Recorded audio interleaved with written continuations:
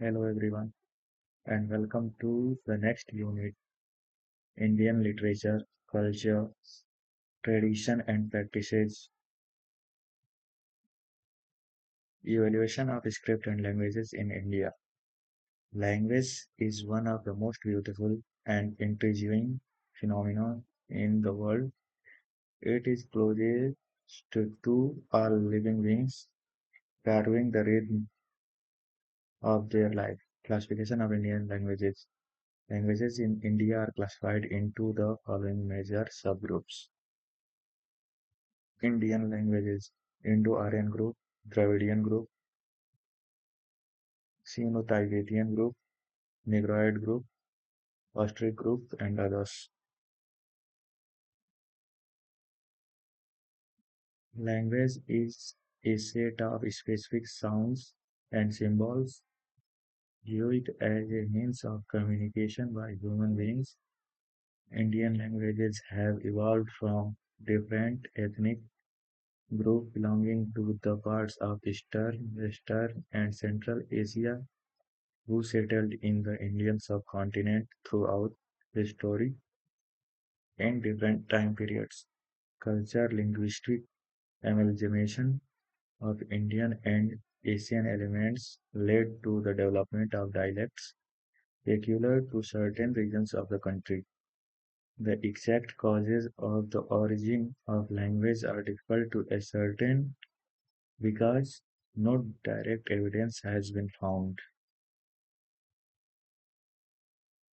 The writings of the human beings during the entire era of history have reflected the culture, lifestyle, society, and the quality of contemporary society. In this process, each culture evolved its own language and created a huge literary base. This enormous base of literature provides us a glimpse of the evolution of each of its languages and culture through the span of centuries. Language, in its literary meaning, is a system of communication through speech, a collection of sounds that a group of people understand to have the same meaning. A language family includes individual languages related through a common ancestor that existed before the recorded history. Dialect is a form of language spoken in a local area. It is noteworthy and several dialects can be derived from a particular language. The languages spoken around the various corners of India belong to several language families, where most of them belong to the Indo-Aryan group of languages. A script is also known as writing system or orthography. It is a standard for representing the parts of a spoken language by making specific marks on a medium, paper, rocks, birchbark, etc. The two ancient scripts in India comprise Brahmi script and Kharosthi script. Most of the ancient and modern scripts in India are developed from Brahmi script, be it Devanagari, Tamil, Telugu, Kannada, Odia, Assamese, or Bengali, etc. Hence, it can very much be maintained that Brahmi is the mother of scripts. Script different between difference between manuscripts and inscriptions. Manuscripts. It comes from the Latin word manu, which means hand. The handwritten script written on palm leaf is known as manuscript. It written on palm leaf or on the specially prepared bark of a tree known as the birch, which grows in the Himalayas. Inscriptions. Words that are written or cut on something. These are writing on relatively hard surfaces such as stone, metal. Archaeology, the study of ancient time. Historians, that is, scholars who study the past, often use the word source to refer to the information found from manuscripts, inscriptions, and archaeology. What is discernment? Decipherment is a process to understand the changes of languages and scripts over time. Inscriptions contain both scripts and languages. Languages which was used as well as scripts have changed over time. So, how do scholars understand and what was written? This can be done through a process known as decipherment.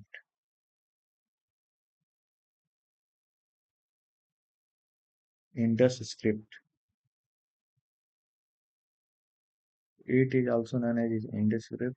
The Indus script is a corpus of symbols produced by the Indus Valley civilization. Most inscriptions are extremely short and it is unclear if these symbols constitute a script used to record a language. The people of Harappan civilization used a pictographic language in which 396 different symbols were used. This language was written in Vostro-Fedon style. Brahmi script. Brahmi is the oldest writing system used in the Indian subcontinent and in Central Asia during the final century BC and the early centuries AD. Some believe that Brahmi was derived from contemporary Semitic script, West Asia, North and East Africa, Malta, or Indus script. It is the oldest deciphered script of India. All surviving Indic scripts in Southeast Asia are descendants of Brahmi.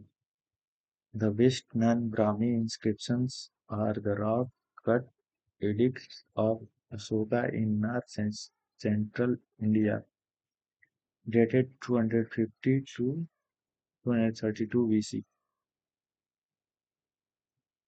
Brahmi script. Rock-cut edicts of Ashoka script. Brahmi script was deciphered in 1837 by James Prince. This script developed into two major types in the regions of northern and southern India. In northern region, the script is more angular and in southern regions, it is more circular. Brahmi is usually written from left to right. Brahmi is an abugida, meaning that each unit is based on consonant and the vowel notation is secondary except when the vowels commence a word. Brahmi script on Ashoka pillars.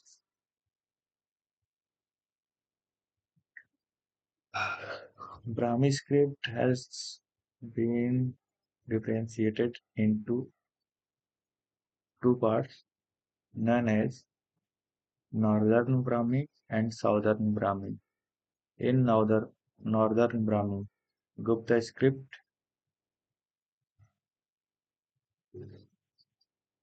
In Gupta script, 4th century, Siddham script, 6th century, used in writing Sanskrit in Buddhism, Assamese, Bengali, Tibetan script, Sarad script, 8th century, used in writing Sanskrit and Kashmiri language, Gurumukhi script, Punjabi language, 16th century, Nagari script, 10th century, Devanagari script, 10th century, Hindi language, Gujarati script, 17th century, in Southern Brahmi, Hatti Prolu script, 1st century BC, Kadamba script, Kannada Telugu script, Vatteluttu script, 3rd century, Tamil script, Granth script, Malayalam script, 6th century, Mon script Burma, Khmer script Cambodia, Baibin script Philippines, descendants of Brahmi scripts. The next topic is the Vedas. Indian literatures are basically a product of the essentially oral Indian culture. The word Ved signifies knowledge, and the texts are actually about providing humans knowledge to conduct their entire life on earth and beyond. It is written in highly stylized, poetic style, and language is full of symbols and myths. The Vedas are the source of integral wisdom, science, tradition, and culture of a remarkable civilization.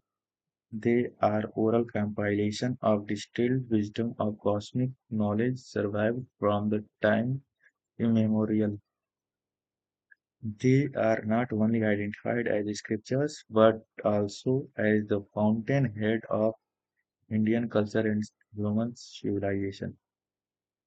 The importance of the Veds. It has been universally acknowledged that the Veda is the earliest available literature of humanity. The Veda contains the highest spiritual knowledge, Paravidya, as well as the knowledge of the world, Aparavidya. Thus, apart from philosophy, we find here descriptions of various aspects of the different subjects such as sciences, medicine, political science, psychology, agriculture, poetry, art, music, etc. The Ved is unique in its purity and sanctity. The text of Ved is preserved in its pure and original form without any alteration or interpolation, even after thousands of years. The Ved is the only unadulterated treasure house of true knowledge, so much so that even UNESCO declared it as part of the intangible culture heritage of humanity. The Vedic language is marked by extreme economy of expression. Many times it seems to carry some deep hidden meanings indicating mystical truths. Often it makes symbolic impression. The Vedic scholars have searched for and discovered the revelation of the deepest truth in the Vedic text differently. The Vedas have been transmitted from generation to generation through oral tradition. They are called the Shrutis because they were recited and heard, not written and read. The Veda, in the form of prose and poetry in Sanskrit language, has been regarded as authoritative knowledge. In Vedas, there are four types. First, Rigveda, second, Yajurveda, third, Samveda, and fourth, and last, the Atharvaveda. These are the types of Ved. Each of these Vedas has four subparts in the form of Samhitas, Brahmanas, Aranakas, Aranyakas, Upanishads. Samhitas are book of hymns. They contain Vedic hymns composed by sages in Sanskrit language. These are the original creations. These hymns were originally orally transferred through generations. Every Ved has its Samhita. Brahmanas contain explanation of hymns. These explanations were created by sages so that Vedic knowledge could be comprehended and used by mankind.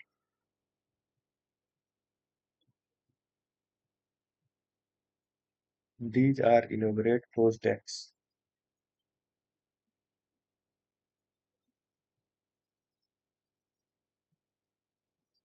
Brahmanas are also known as liturgious ritual texts. Brahmanas advocate karma marg for attainment of salvation. Aranyakas. The term aranyak is derived from the word aranya, meaning forest. The aranyak texts are so called because they were to be read in the forest, in, contradic- in contradiction to the regular Brahmanas, which were to be read in the village. The word contents of the Aranyakas are theosophy, Brahma Vidya, meditation, upasana, and knowledge of breath, Prana Vidya. They describe the sacred meaning of the sacrifice and the concept of Brahma as well. Rigved. The Rigved is the oldest existing Ved amongst the other four. It consists of 1028 individual Sanskrit hymns called Sukta.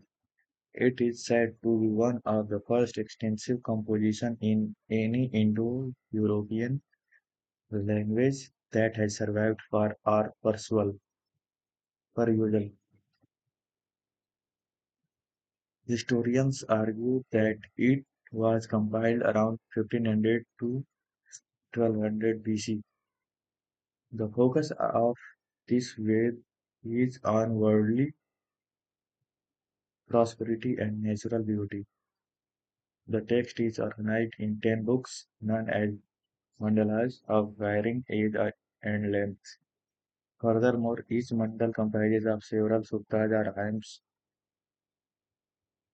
which are usually for sacrificial purposes. Most of the hymns concentrate on the themes of life, death, creation, sacrifice, and for seeking godly pleasure or song.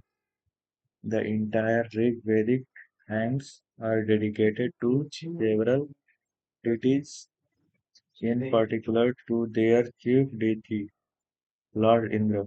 The other prominent gods mentioned in the Rig Veda are Agni, god of fire, Varun, god of water, Rudra, god of wind or storm, Aditya, sun god, Vayu, god of air, and the Ashwini twins. Gayatri Mantra is part of the third mandal of Rigveda. It was composed by Vishwamitra and it is dedicated to God Savitra.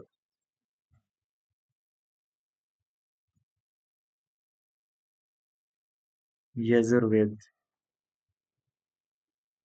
The name Yajus signifies sacrifice, and this Ved concentrates on rites and mantras of different types of sacrifices that were prevalent in the Vedic time. There are two major recensions: Samhita of the Yajurveda, Sukta, white or pure, and Krishna, black or dark. These Samhitas are also called Vajasaneyi Samhita and Taitreyi Samhita. The Yajurveda is predominantly a ritual Ved as it acts like a guide book for the rishis or priests who conduct sacrificial rituals. Shamved. Shamved has been named after Saman melody and it concentrates on melodies or songs. While the entire text has 1875 hymns, historians argue that 75 are original and the rest have been taken from the Sakal branch of the Rigveda. It consists of hymns, detached verses, and 1600 rag musical notes and raginis. It is because of the lyrical nature of the text that It has also been called the Book of Chants. It also shows us how Indian music had developed in the Vedic period. Samved is also known as the Book of Chanters. Atharvaved.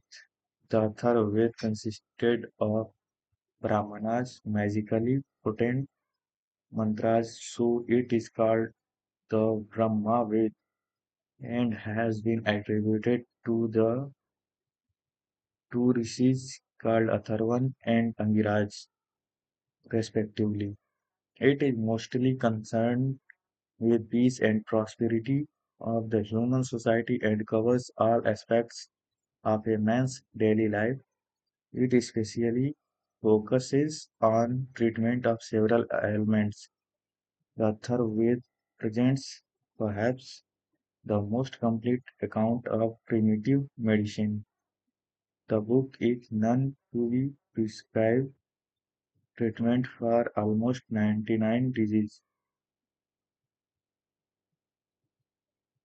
Gopath Brahma and Mundak Upanishad belong to Atharvaved.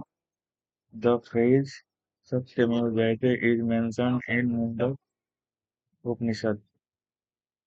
Vedic age popular assemblies, Sabha and Samiti are mentioned as twin daughters of Prajapati in Atharvaved. The Gopath Brahma is associated with the Atharvaved and divided into two Khandas chapters, that is, Purva Bhag and Uttar Bhag. The Purva Bhag is divided into five Prapatakas and 135 Kandikas, and the Uttar Bhag is divided into six Prapatakas and 123 Kandikas. Upanishads. If the Samhita is likened to a tree, the Brahmanas are its flowers, and the Aranyakas are its fruit, yet not ripened. The Upanishads are the ripe fruits. Interestingly, the term Upanishad RUFP a foot and I down and SSAD to sit. That is, to sit down near the teacher describes the text completely. The disciples used to sit down with their teacher who imparted them Vedic knowledge. Upanishads are 108 in number. This tradition was part from the Guru Shishya Parampara. Upanishads deal with philosophical and metaphysical issues. The earlier Upanishads, such as Brihadaranyaka Brihadaranyaka Upanishad and Sandogya Upanishad, were written in prose. Later Upanishads, such as Kathopini- Kathopanishad and Svetaswatar Upanishad, were in verse form. Upanishadic philosophy believes that individual soul is identical with Supreme Soul. The Upanishads are said to have the truth about human life and show the way toward human salvation or moksha. They continue to talk about the abstract and philosophical faced by mankind. The chief reason why the Upanishads are called the end of the Veda is that they represent the central aim of the Veda and contain the highest and ultimate goal of the Veda as they deal with moksha or supreme bliss. According to the Mukti Upanishad, 108 Upanishads are divided according to four Vedas are as follows: 10 Upanishads from the Rigveda, 51 Upanishads from the Yajurveda, 19 from Sukla and 32 from Krishna, 16 Upanishads from the Samveda, and 31 Upanishads from the Atharvaveda. Importance of the Upanishads. The Upanishads occupy a unique place in the development of Indian philosophical thought. Vedanta philosophy is directly related to the Upanishads. The Upanishads are associated with the Vedas and make the entire range of Vedic knowledge as complete. They give importance to knowledge alone. Without understanding the Upanishads, it is impossible to get an insight into Indian history and culture. Every subsequent development of philosophy and religion in India has drawn heavily on the Upanishads. The Ramayana, the Ramayana and the Mahabharata represent both the ethos and the ethos of ancient India. The most famous and revered recension of the Ramayana is by the sage Valmiki, who is also called as Adikavi, or the first amongst the poets. By the same logic, Ramayana is called Adikavya, or the first amongst the poetry. The epics had come into existence long before the art of writing was known. Down the centuries, they were transmitted orally to mainly two classes of people, the Sutas, bards in the royal courts, and the Kusilvas, traveling singers. The Ramayana and the Mahabharata represent both the ethos and the ethos of ancient India. Ramayana consists of 24,000 verses and is divided into seven books called Khandakas. Ram triumphed over Raman, and this success has been considered to be the victory of good over evil. The Mahabharata. The Mahabharata has several versions, but the most popular one is penned by Vyas. It was written in Sanskrit and initially had 8,800 verses. This version was called Jaya, or the story of victory. After that, several stories were compiled and added to this collection. The number of verses increased to 24,000, and it was renamed the Bharat after the earliest Vedic tribes. The current form consists of 1 lakh verses and is divided into 10 Parvas chapters. The story is based on the conflict between the Kauravas and the Pandavas over the right to claim the throne of Hastinapur. The Ramayana of the Mahabharata.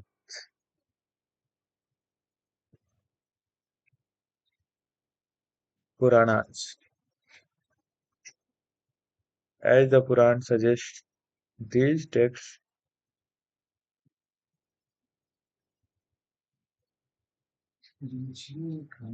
talk about that which renews the old. These are ancient Indian mythological texts which consist of the narrative stories about the creation of the universe and illustrate its history till the supposed destruction of the universe. It contains the stories of the kings, heroes, sages, and demigods, but it focuses on the divine Trimurti or Trinity, three gods, Brahma, Vishnu, and Mahesh. They, there are 18 major Puranas, Mahapuranas, and each gives prominence to a particular deity and expound on the philosophical and religious concepts related to them. Some of the more prominent and well-known Puranas are Bhagavad, Brahma, Vayu, Agni, Garud, Padma, Vishnu, and Matsya. These contain anecdotes about the social, cultural, and religious life of post-Vedic India. and provide the historians with critical information about the geography, history, and the dynastic genealogies. These Puranas are written in the form of stories. Thank you.